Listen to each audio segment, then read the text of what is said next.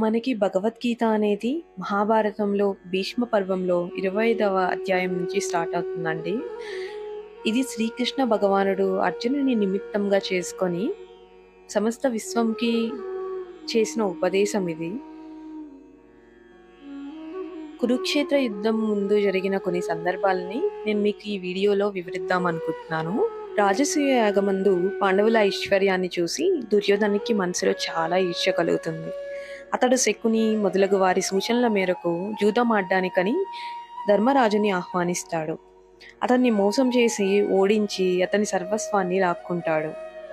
దానికి పర్యవసానంగా పంచపాండవులు ద్రౌపది సహితంగా 12 ఏళ్ళు అరణ్యవాసము, 1 సంవత్సరం అజ్ఞాతవాసం చేయడానికి నిర్ణయించుకుంటారు. ఈ ప్రకారంగా 13 సంవత్సరాల వరకు సమస్త రాజ్యంపై దుర్యోధనుడి ఆధిపత్యమే ఉంటుంది.